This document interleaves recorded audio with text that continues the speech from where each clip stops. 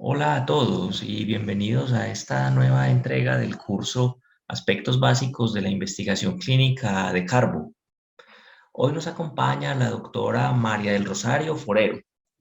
La doctora María del Rosario es médica y oftalmóloga de la Universidad Militar en Bogotá, epidemióloga de la Universidad del Rosario y actualmente se desempeña como gerente de estudios clínicos post-autorización para la región andina y Centroamérica en Bayer desde los últimos 6 años. El tema de hoy es la investigación patrocinada desde el punto de vista de la industria farmacéutica. Bienvenida, doctora María del Rosario, y gracias por su amable participación y paciencia. Adelante, No, doctora. doctor, muchas gracias. Muchas gracias por la invitación, doctor. Bueno, Gracias. este tema es muy importante para nosotros y para todos nosotros en el área de la medicina.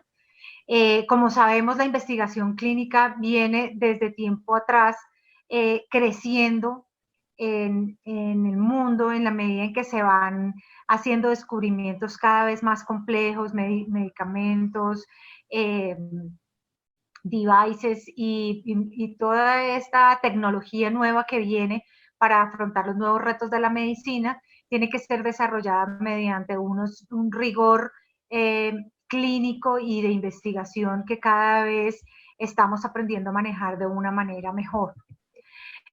Básicamente, desde hace muchísimo tiempo, la medicina y la investigación siempre han estado unidas porque nosotros como médicos siempre tenemos por objeto aliviar el dolor y mejorar a nuestros pacientes. Pero a veces este reto que nos impone la mejoría de estas patologías requiere de una inversión muy grande para poder llegar a una tecnología o a un medicamento que nos permita mejorar o aliviar este problema. Y ahí es cuando surge el sponsorship o el patrocinio de la industria privada, en este caso de la industria farmacéutica, que como todos sabemos es un negocio, es una industria que tiene como objetivo principal rendirle réditos a sus accionistas, pero que para poder lograr esto de forma constante y progresiva, tiene que pensar siempre primero en el paciente, porque de que sus descubrimientos, sus medicinas y todo lo que la industria farmacéutica va proveyendo día a día a la medicina tenga éxito, depende que esta industria farmacéutica permanezca en el mercado. Luego es un gana-gana para todos. La industria farmacéutica ha contribuido en gran medida al aumento de la esperanza de vida en el mundo. Los avances farmacéuticos han representado más o menos un 73% del total del aumento de la esperanza de vida desde el año 2000 hasta el 2009. Esto medido en 30 países en desarrollo y de ingresos altos. Más o menos para el año 1900 la esperanza de vida mundial era solo de 32 años y gracias al avance de los medicamentos esto se ha más que duplicado y hoy la esperanza de vida es aproximadamente 72 años. La erradicación de las enfermedades es el objetivo final a la hora de desarrollar tratamientos. Hasta la fecha, la OMS ha declarado que la viruela es la primera y hasta ahora la única enfermedad humana que se erradicará a nivel mundial. Tenemos otros 5 patologías que están ya casi erradicadas, pero esta es la única. Aunque muchos productos farmacéuticos curan directamente las condiciones, también se utilizan para controlar síntomas, el dolor y para controlar efectos secundarios de otros tratamientos, ayudando así en general a aliviar las molestias.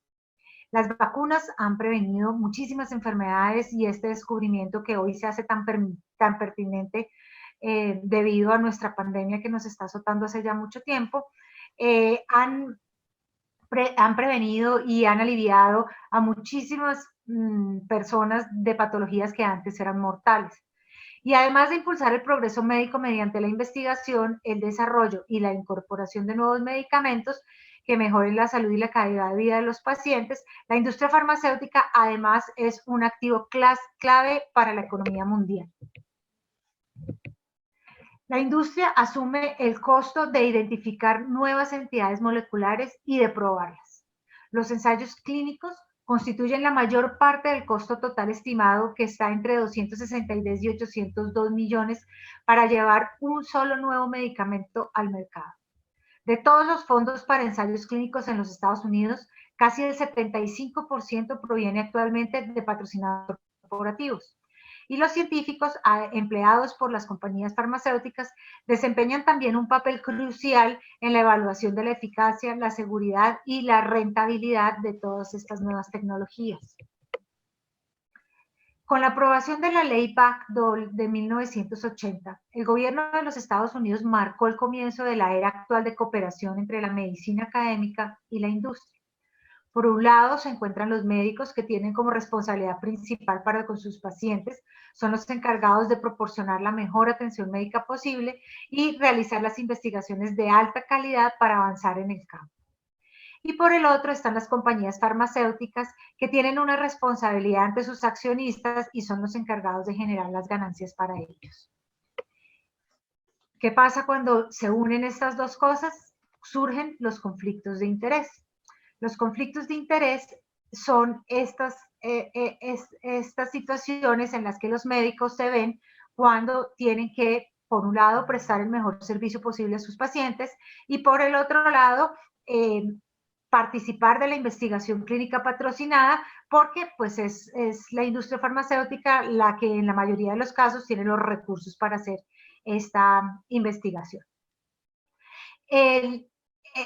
Hay muchas situaciones en las cuales los investigadores pueden sentirse presionados por los conflictos de interés. Por ejemplo, cuando existe un contrato de por medio y hay un pago por paciente en una investigación clínica patrocinada, el investigador puede sentir la presión por reclutar un cierto número de pacientes, por ejemplo, por tener resultados favorables, ya que la industria, pues, eso es lo que anhela tener.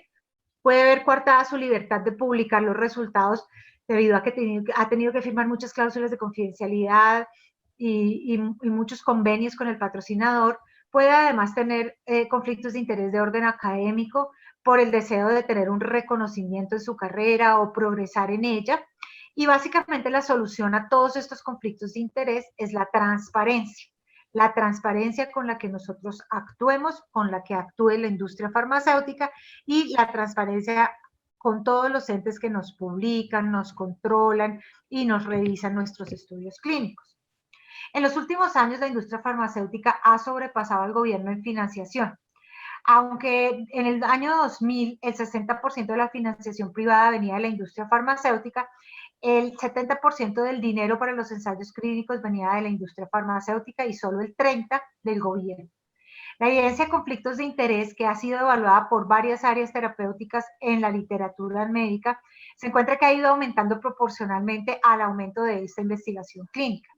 Mientras que el 26% de los ensayos clínicos publicados en revistas médicas de prestigio fueron financiados por la industria a principios de la década de 1980, la cifra había aumentado al 62% para el 2020 y sigue aumentando. ¿Cuáles son los posibles riesgos y, digamos, las variables que nosotros como médicos independientes tuviésemos que revisar a la hora de ser invitados a participar en un estudio patrocinado por la industria?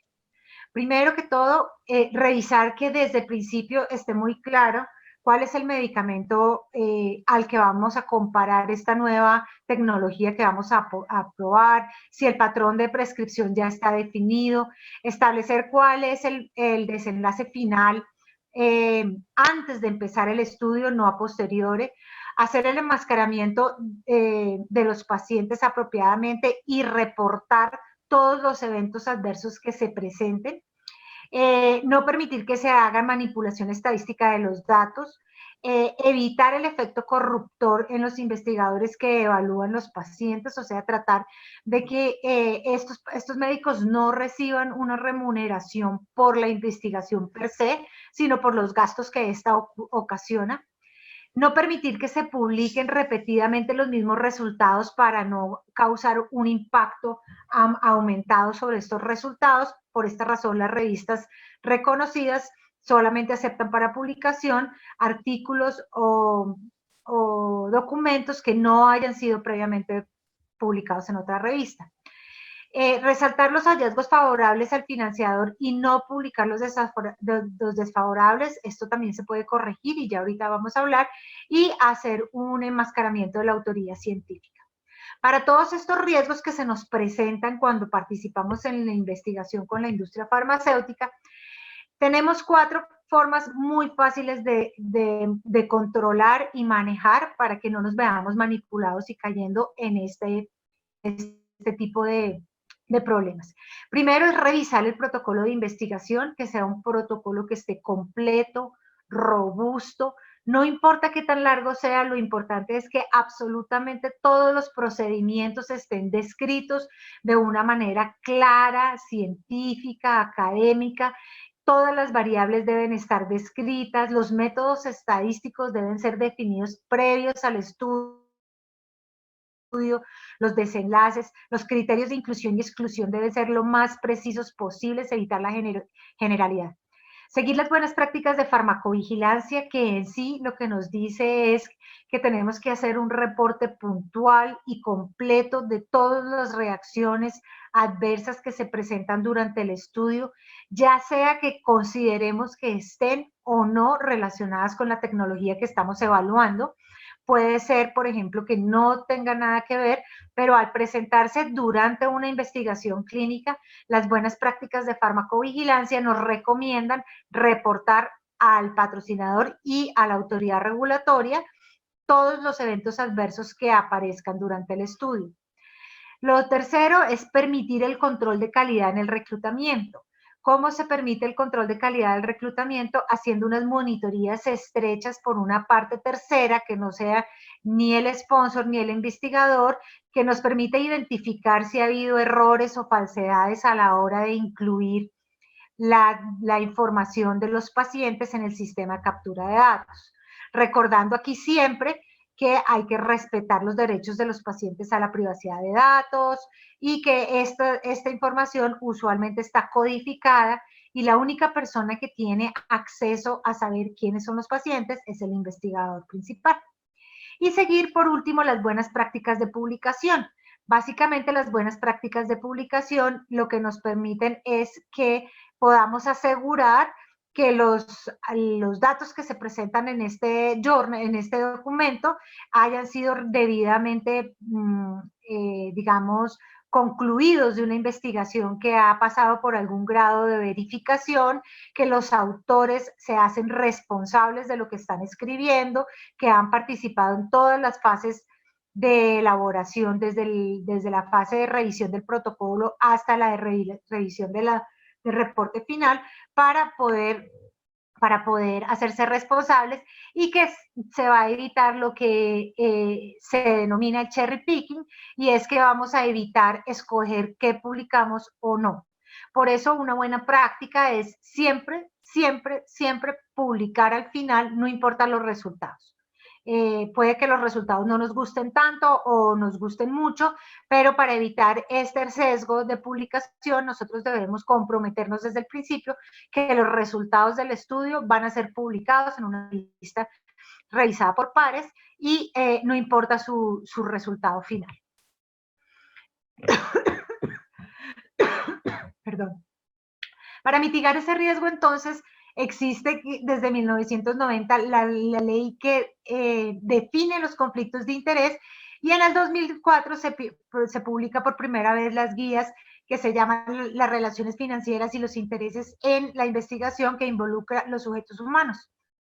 Las diferentes asociaciones médicas tienen sus propias guías de conducta, y esto es muy importante porque esto, junto con los códigos de ética que existen ya a nivel mundial, como los códigos IFMA y los otros códigos, nos permiten a nosotros hacer transparente cualquier conflicto de interés, reportar y hacerlo visible para todas las personas, para que la interpretación de los resultados que estamos investigando sean más fáciles y más claras para todo el mundo.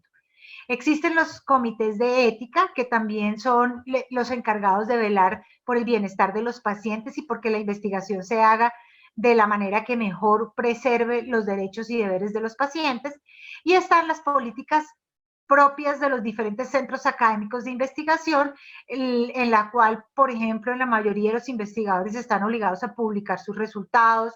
Los estudios clínicos además deben desde el principio ser registrados en una base de datos de acceso público como clinicaltrials.gov, y debe existir siempre un investigador principal que es el responsable de que sus investigadores y su equipo obren adecuadamente, e idealmente tener un comité asesor científico en varias áreas y en el área de publicación especialmente, para que nos ayude a implementar las buenas prácticas de publicación.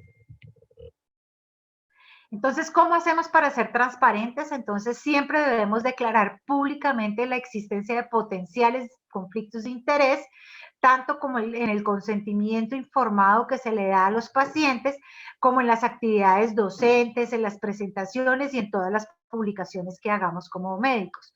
Siempre debemos solicitar que el ensayo clínico tenga un monitoreo independiente de datos, por ejemplo, una CRO o unos revisores de calidad independientes que pueden inclusive ser parte del comité de ética.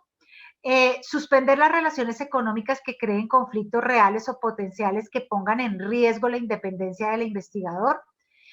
Por ejemplo, la FDA le exige a la industria farmacéutica que al momento de registrar un nuevo producto revele todos los arreglos financieros que ha hecho con el investigador principal de estos estudios pivotales, que puedan después ser interpretados como incentivos o vinculados a los resultados favorables. Y se ha sugerido que cada institución tenga un comité para el manejo de conflictos de interés dependiente del comité de ética, lo que no siempre es factible, pero existe en la mayoría de las instituciones académicas grandes. Entonces, empecemos por el comité de ética.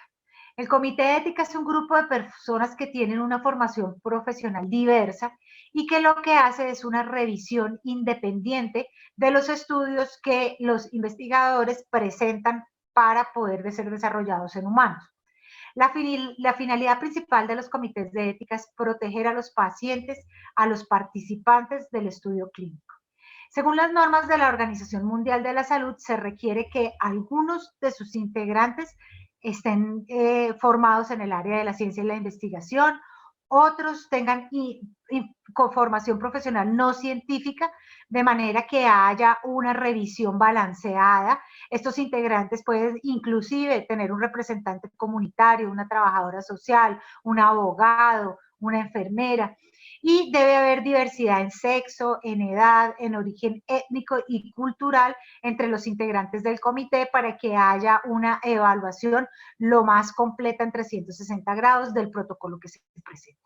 Y por último, el comité de ética puede pedir a asesores externos que tengan conocimientos especiales, cuando lo requiera, que les dé una opinión sobre cómo manejar estas solicitudes que a veces son complejas.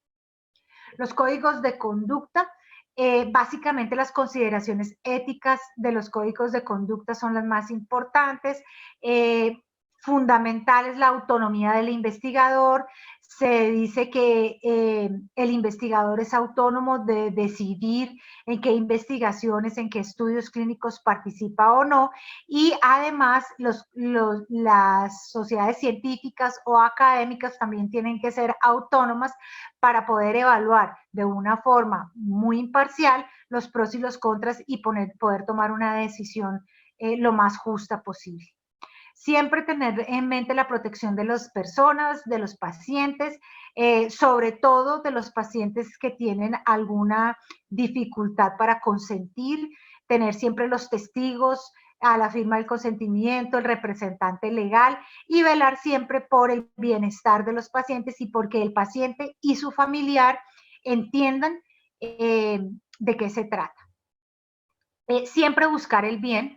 Es básicamente la obligación que tenemos todos de lograr los máximos beneficios y de reducir al mínimo el daño, y seguir siempre el principio de justicia, que se refiere a la obligación ética de tratar a cada persona de una forma moralmente correcta.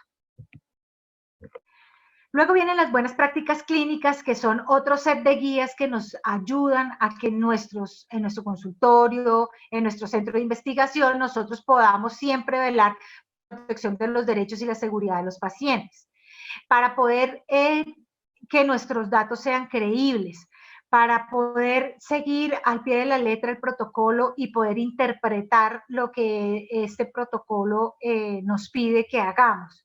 Y para eso nos evalúan básicamente o nos explican básicamente qué hacer en 6 puntos. El primero es la calificación del centro del estudio. Entonces, básicamente lo que las buenas prácticas nos dicen que tenemos que mirar es si el investigador en su consultorio para, por ejemplo, estudios observacionales o en su centro de investigación debidamente calificado por la autoridad regulatoria para estudios fase 3 o fase 2, cuenta con unos recursos adecuados, unos recursos de personal, un computador, un consultorio que sea apropiado para atender a los pacientes, todos los insumos que se necesitan para llevar a cabo la consulta y para proveer al paciente con todo lo que es necesario. Segundo, que tenga personal calificado, que su investigador sepa de investigación, que su coordinadora o su monitora entienda el manejo del sistema captura de datos, que la persona que toma el consentimiento informado sepa y conozca las regulaciones locales sobre el consentimiento informado y privacidad de datos. Por tercero, es siempre tener en cuenta que el objetivo siempre básicamente es proteger al paciente. ¿Cómo se protege al paciente? Al paciente se protege explicándole muy bien de qué se trata el estudio al que lo estamos invitando a participar. Explicarle mediante el consentimiento informado qué beneficios puede tener, en qué no se va a beneficiar, qué le puede pasar, qué no le puede pasar. Muy importante ahora y muy de moda en estos momentos el manejo de la privacidad de datos. Entender que los datos de la historia clínica son datos muy sensibles y que el paciente debe otorgar explícitamente en el consentimiento autorización para manejar sus datos privados. Obviamente se manejan anonimizados, pero el paciente debe entender para qué está consintiendo el uso de sus datos. No es solamente autorizo el uso de mis datos, sino autorizo el uso de mis datos para la interpretación de los resultados, para ver mi historia clínica, para lo que, digamos, esté en ese momento el investigador pidiendo al paciente. Siempre, no importa qué tan largo sea el documento de información para el paciente, pero siempre estar muy seguros de que el paciente ha tenido la oportunidad de preguntar, que el paciente ha tenido la oportunidad de verificar y leer con cuidado lo que tiene que firmar y asegurarse lo más posible de que el paciente haya entendido de qué se trata. Segundo, pues el reporte de eventos adversos, nuevamente aquí muy importante porque es lo que nos permite evaluar la seguridad de la tecnología que estamos evaluando. Entonces, reportar cada uno de los eventos adversos que nosotros podemos identificar cuando vemos al paciente, ya sea que el paciente lo reporte o que nos salga en una prueba de laboratorio o que nosotros podamos evidenciar al momento de ver el paciente.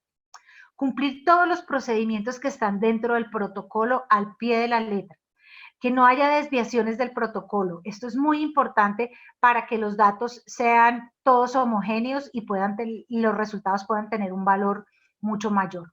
Y por último, documentar todo lo que ocurre, guardar los consentimientos informados siempre bajo llave, documentar las comunicaciones, documentar los pagos, documentar todo lo que se hace durante el estudio. Es muy importante documentarlo porque la autoridad regulatoria puede hacer auditorías y nos van a pedir mucha de esa información. Y siempre tener en cuenta el tiempo que tenemos que guardar el archivo.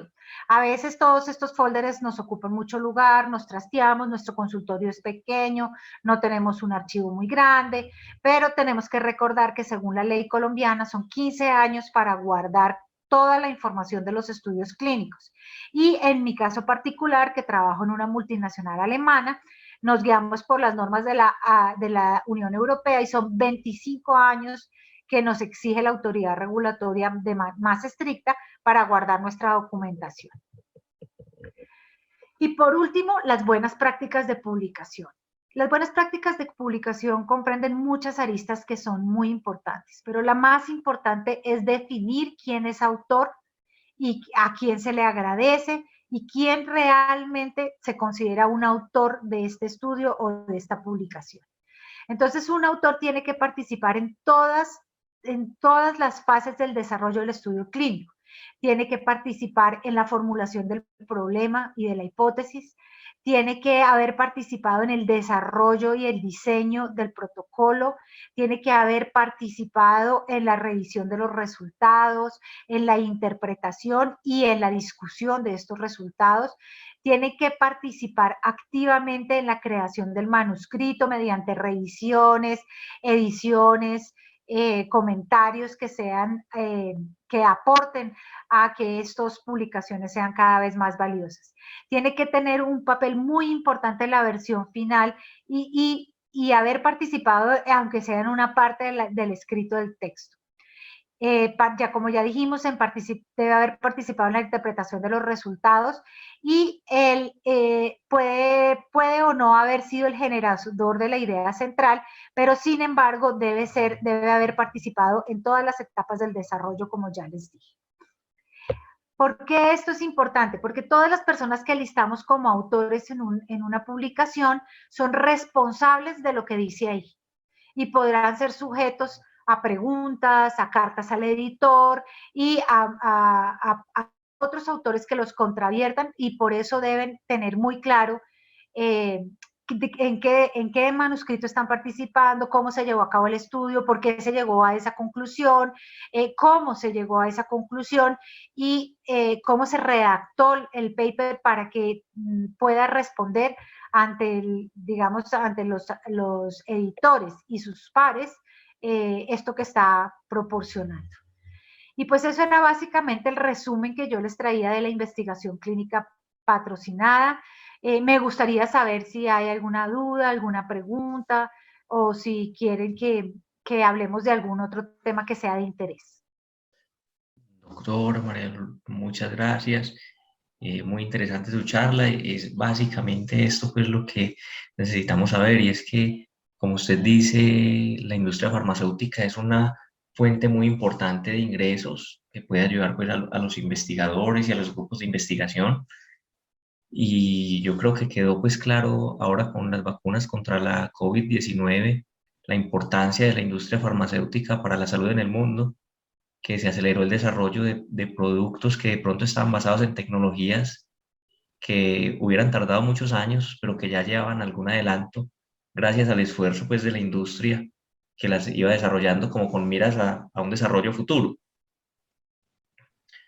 Sí, señor. Eh, lo otro es que, doctora, aquí quiero decirle pues que aquí en Latinoamérica hay una gran posibilidad, pues, hay una gran oportunidad para el desarrollo de estudios clínicos. Tenemos muchos pacientes, muy buenas clínicas y centros de investigación, muy buenos profesionales.